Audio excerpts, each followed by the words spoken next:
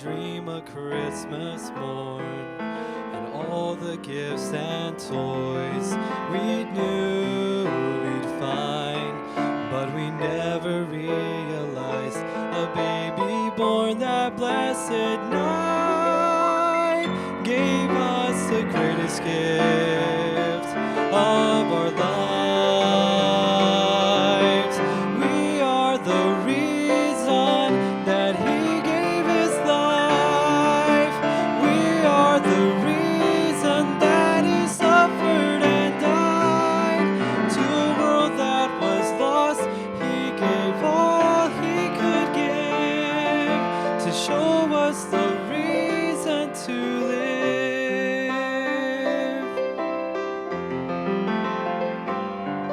As the years went by, we learned more about gifts and the giving of ourselves and what that means.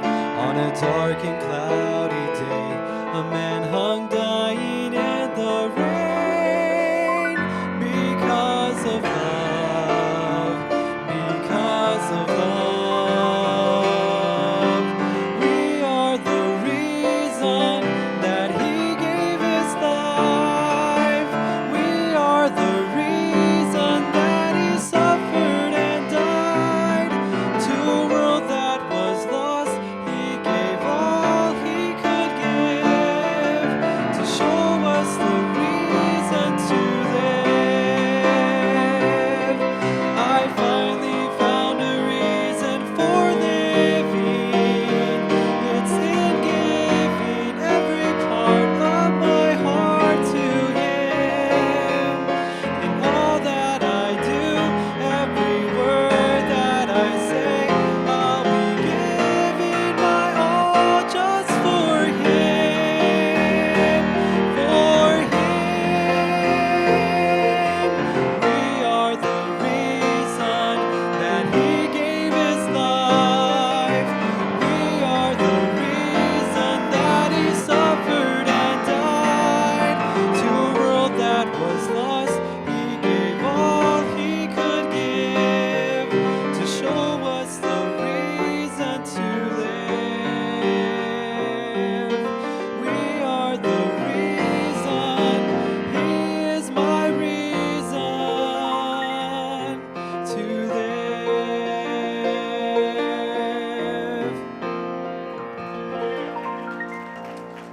Thank you. All right, we're back in Proverbs, and we finished. We spent probably a couple months on finances. Now we're going to talk about another subject. Remember, the book of Proverbs, the best way to study the book of Proverbs is by subjects. It's not really, you read some of the New Testament, some of the other books that you can kind of outline it because there's subjects in a chapter and so forth. Really, Proverbs is not geared that way. Proverbs is geared towards subjects and then different types of individuals. Today we're going to look at anger. Okay? Anger. The angry man. Of course, we understand that the whole goal of Proverbs is wisdom. The key verse we leave there. But anger. Anger is very destructive. Must be avoided. Ruins relationships. How many relationships, marriages, relationships between parents and children are ruined because somebody has an issue with anger? Do you know anger can ruin your health? It's just not good. Now, let me say this. Everybody, to some extent, gets angry. We're talking about, and as we go through it, you'll kind of understand. As we spend time looking at the subject, you'll kind of understand the difference. Not that I can give it all to you right now, but we're talking about an excessive anger, outburst, reactions, uncontrolled, that cause major problems. People that get angry at the drop of a hat, and as someone has said, they're willing to be the one to drop the hat. Anger. Now, let me say this. Look at the verse there in Ephesians. Anger itself is not a sin. Okay? Ephesians tells us, chapter 4, verse 26, be ye angry. Oh, there's a catch. Okay. Be ye angry, Next phrase, and sin not. Okay? So there is an anger that's all right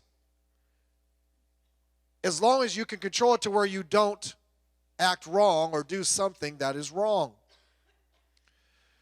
Anger is better if it's kept under control. That's why he says sin not. Make sure it doesn't linger. Let not the sun go down upon your wrath. Although there is a time to be angry. By the way, there is a time to be upset about some things in the proper way. Although that's true, the angry man doesn't know when that time is and just loses it at all times. Titus chapter 1 and verse 7 says, for a bishop must be blameless, talking about a leader in the church, the steward of God, not self-willed, not what? Soon angry, losing it.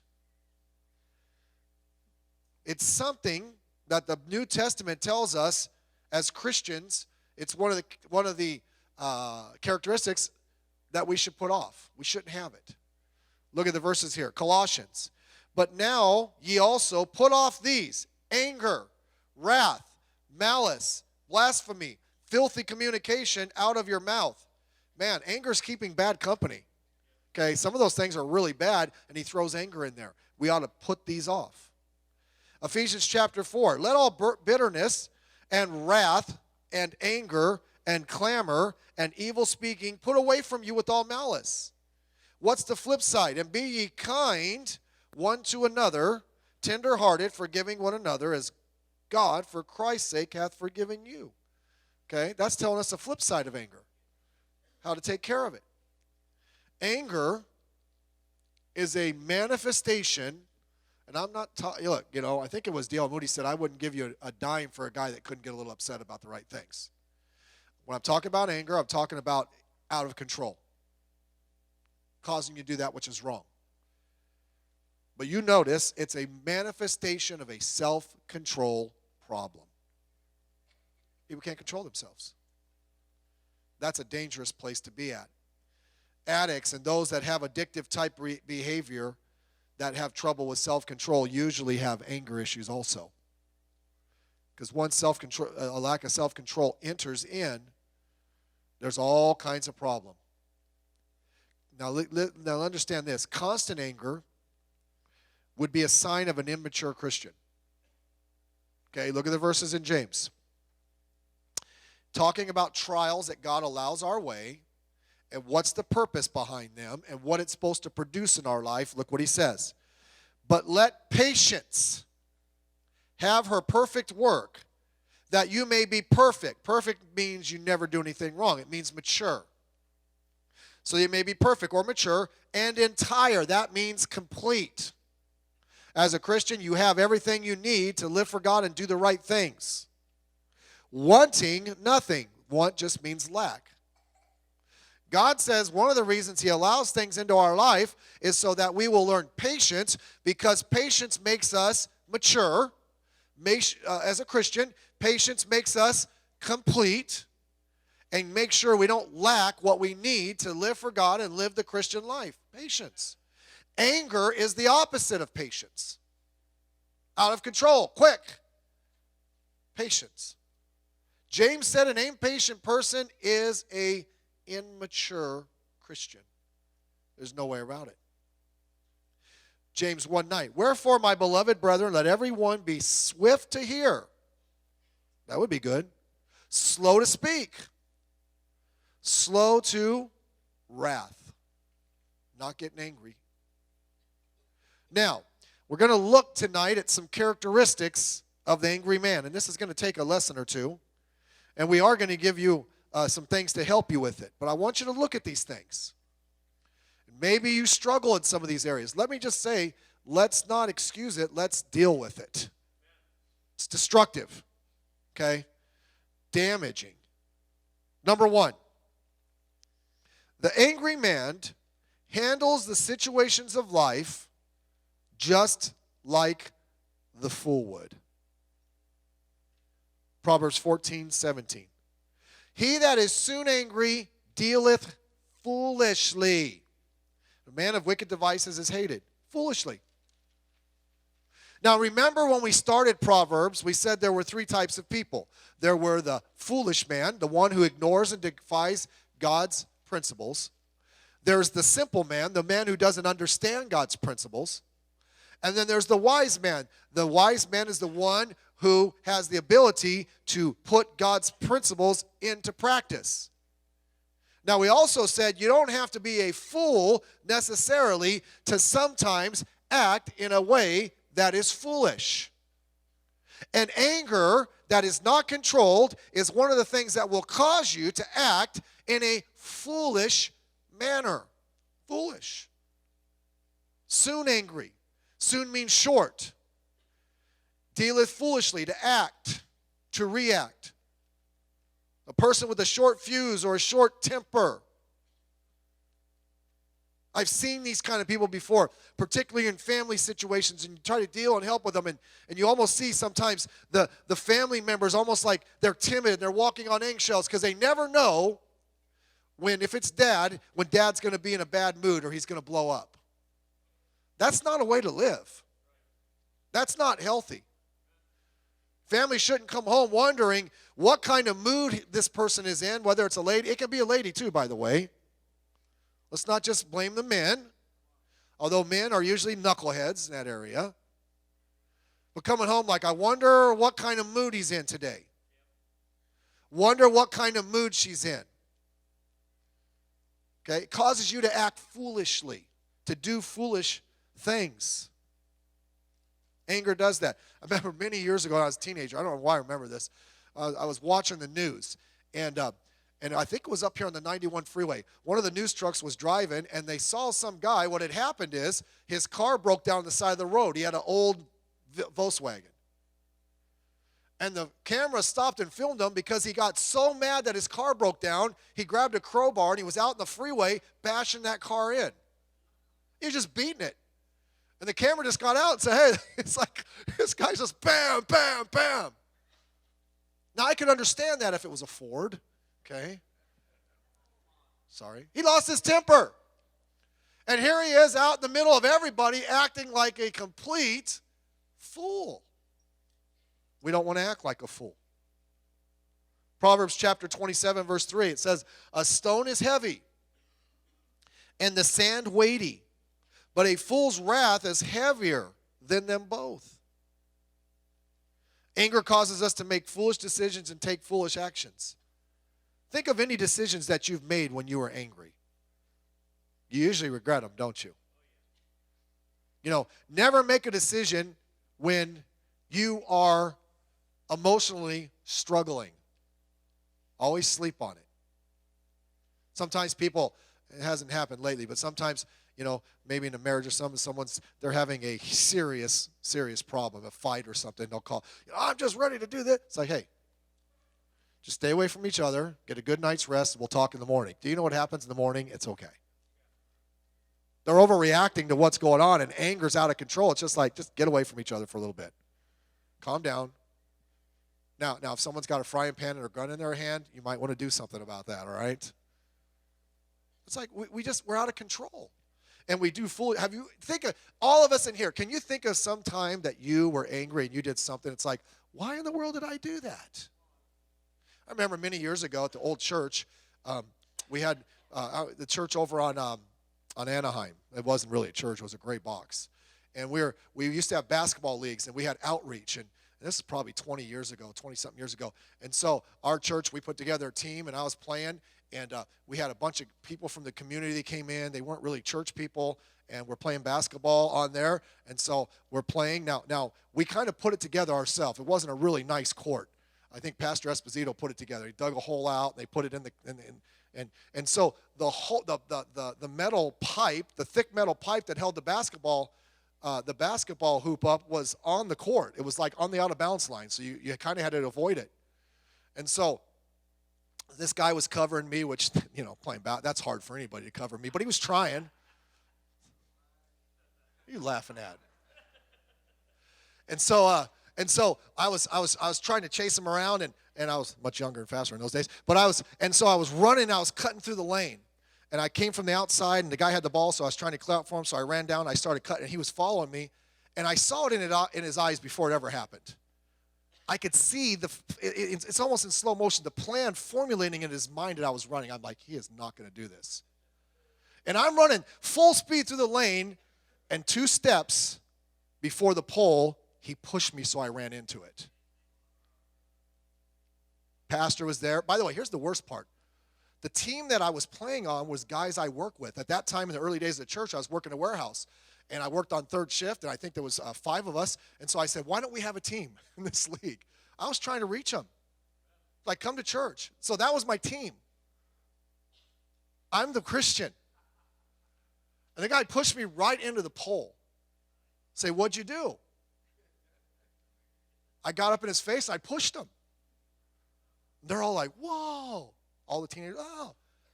And then he came towards me like, I pushed him again. And then 2 things happened. I realized that's not Christian. And he's twice as big as me. But I was upset. And I had to go, and here's all the guys I'm trying to reach for the Lord look at me like, yeah. Now, it would have been nice, like, hey, this guy's twice my size. You want to jump in here at any time you want to get between us, that'd be a good thing. And I had to have some humble pie and go apologize to him and tell him it was a bad testimony and all that. And look, we all do, I wasn't going to say stupid. We all do foolish things when we're angry. We got to be very careful about that.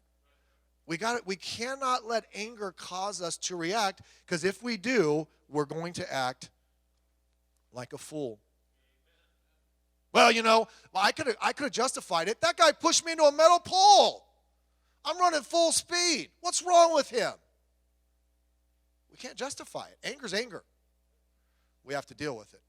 Number 2, an angry man will create and increase problems for all those whom he is around.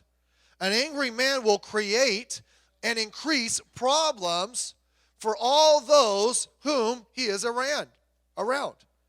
Proverbs 15:18, a wrathful man stirreth up strife, but he that is slow to anger appeaseth strife. An angry man, Proverbs 29:22, stirreth up strife, and a furious man abound in transgression. You know this. If you've ever been around people that have anger problems, they cause trouble for everybody they're around. I don't know if you remember this, Robert. Do you remember over off of Cherry and South Street, there used to be a pizza place? I forget, it was Round Table or one of those 2. And we used to go hang out there on Friday. This is before we were saved. Robert still isn't, but I am. When we were in high school. So we would go hang out over there. And there was a buddy of ours, and he would always cause trouble. Pastor used to tell the story because he was there the night this happened. So was I. Inside of the pizza place, there was a riot. I know the guy that started it. He was with us. And I saw it coming. He always was causing trouble. And he'd get all mad about the stupidest little thing, and he was in there. I'm like, here it comes. Now, I had a perfect view. They had windows, and I saw it coming. I'm like, it's crowded here. I'm going to go outside. So I went outside, and it was on, and I just stood by the window. I mean, people were flying. Faces were pushed up against the window, It was on, and he started it. And every time we were there, he would start trouble. I learned to avoid him. That's what a furious man does. That's what an angry man does. They cause trouble not for themselves, but for everybody they come in contact with. Anger stirreth up, to accelerate or to dig up. Some people, it seems like they're always looking for trouble. They're always looking for something to be upset about. They're always looking for some type of fight to get into. That's very dangerous. The person who is quick to anger and quick to take offense at perceived slights and offensive stirs up strife even when none exist, and increases it where it exists only in the early stages. Remember, in the early days of our church, we've told you, when we were on Anaheim, we used to reach a lot of we were a teenage church at that time. We basically had a bunch of brothers. I don't know if were you there on Anaheim? Deborah was. And we had a lot of gangbangers, and it was like we had security out there for a reason. We had gang fights. One of the kids in our school got shot. Don't worry, no one's getting shot now. We're good. It was also all kinds of, it was just drawn. I remember one time there was a little situation out. They used to try to come in. We'd hang out by the thing and not let them come in and cause trouble. Some of the kids were getting saved, and some of the other ones would come to kind of just to cause trouble, and we would shoo them out. But I remember we had a little situation there, and we had diffused it. And one guy was there, and once we had it diffused, he just kept stirring it up. It's like, hey, it's over. Be quiet. It was one of the guys that came to our church. I was like, stop it. That's what an angry man does. Stirring up strife, causing issues for everybody. Everywhere they go, their mark is made in negative ways. If you work somewhere, you could probably think of someone like this. I hope it's not you, okay? But you can think of someone like this.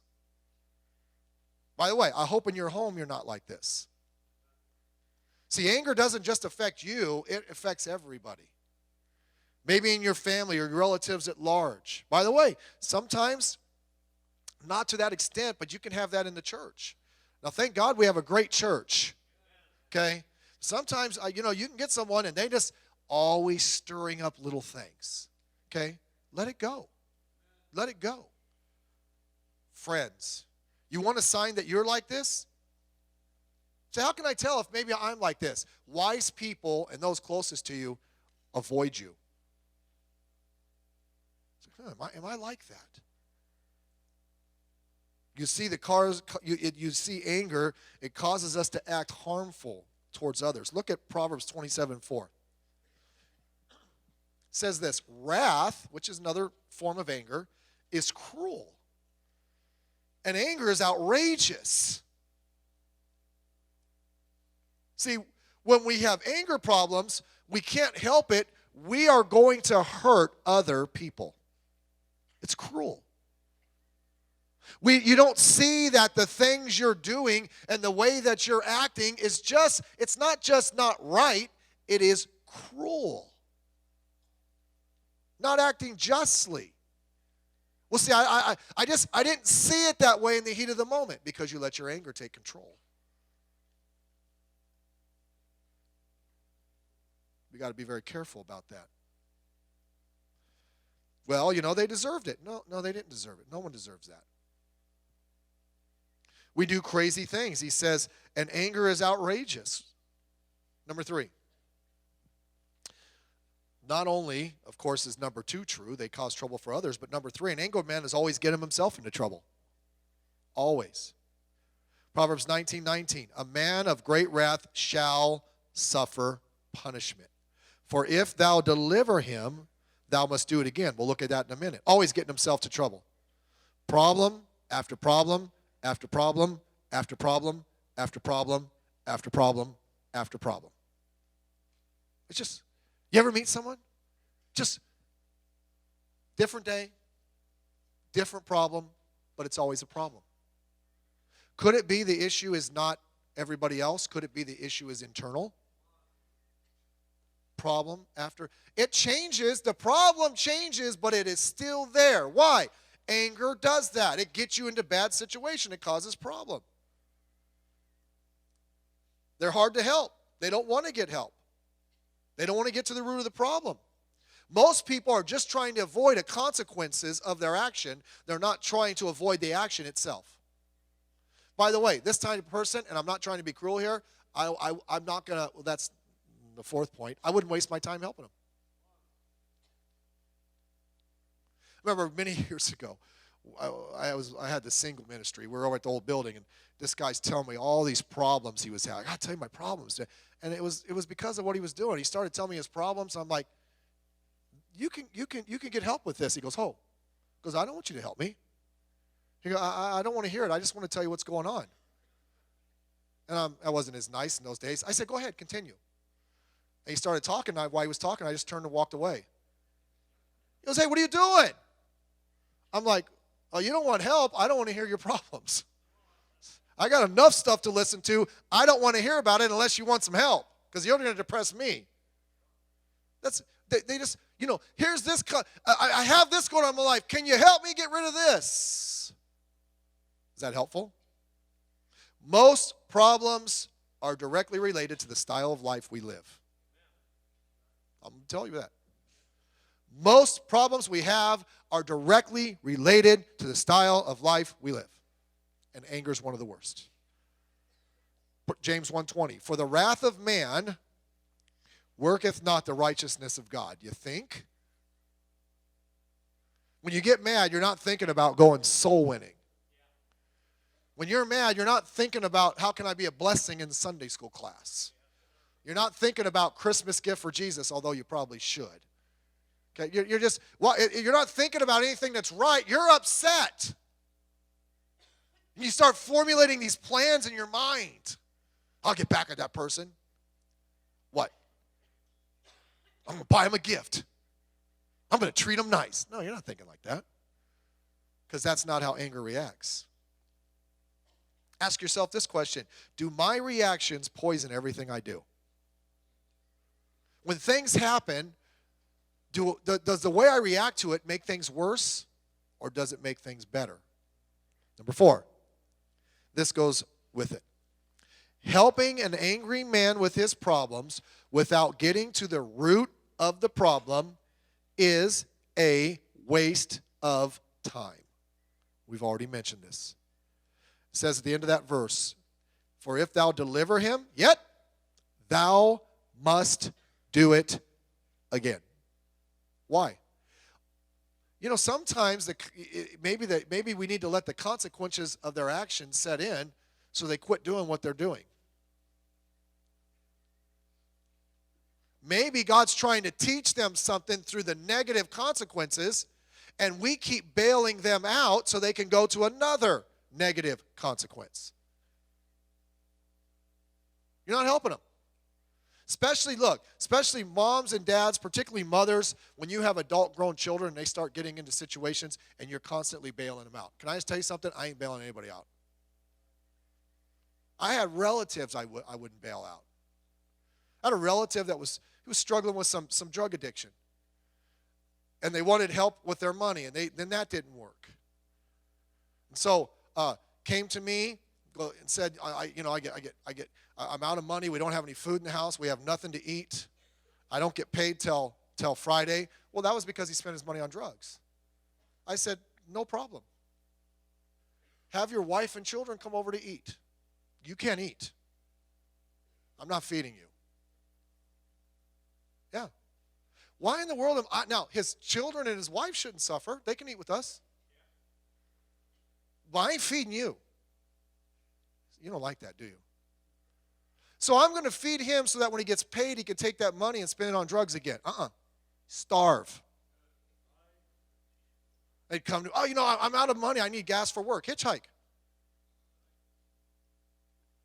You want to drink your money? You want to snort your money? Then you walk to work. Why would there's consequences that they need to understand, so maybe they'll get it in their head. Okay, you don't like me anymore, but that's okay. I never liked you in the first place. I'm kidding. I'm not trying to be mean. I'm trying to say we help them with the consequences, and we don't get to the root of the problem, and so next week it's a different consequence. Next week it's a different consequence. Hey, why don't we get to the root of the problem? The root of a lot of the problems is no self-control, and it's manifested in anger. Let's deal with the anger, not the problem that the anger has caused.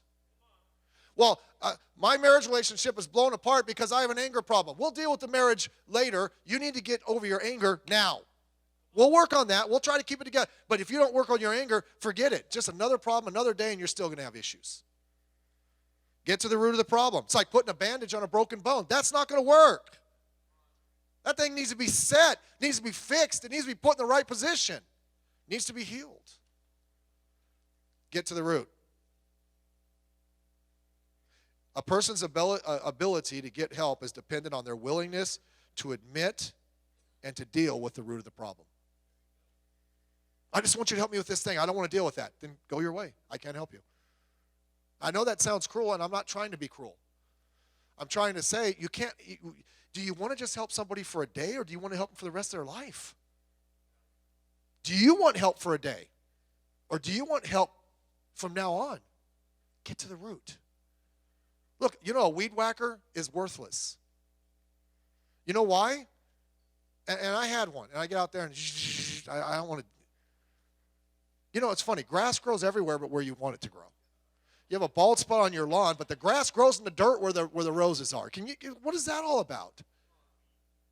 So you get a weed whacker, and it's like, boom. We put a playground in our backyard, and right where the dirt is, now it wouldn't grow where the grass is supposed to grow, but it's growing where the playground is. And there was a lot of it. I don't want to dig it out right now. I'll get someone else to do that later. You get the weed whacker. It's going to grow right back because all the roots are there. A weed whacker's just cutting off the top, but the roots are still there. It'll be there next week waiting for you. You got to get rid of the roots. Same thing with anger. Admit it. Be willing to deal with it. If you're not willing to admit it and you're not willing to deal with it, get comfortable in going from problem to problem to problem to problem. That's your life. Now, if you want, I could say something cute and soft. That ain't going to help you. I'm telling you the truth. You want to hear something that sounds good, or you want to hear something that'll help you? Get to the root of any problem, not the fruit. Look, if you want to get rid of the fruit on the tree, deroot it and pull the whole tree out, and the fruit will be gone. Let's deal with it. Number 5. An angry person is someone you do not want to be a close friend of or spend time with. Sorry. An angry person is someone you do not want to be a close friend with or spend time with. Make no friendship with an angry man. With a furious man thou shalt not go.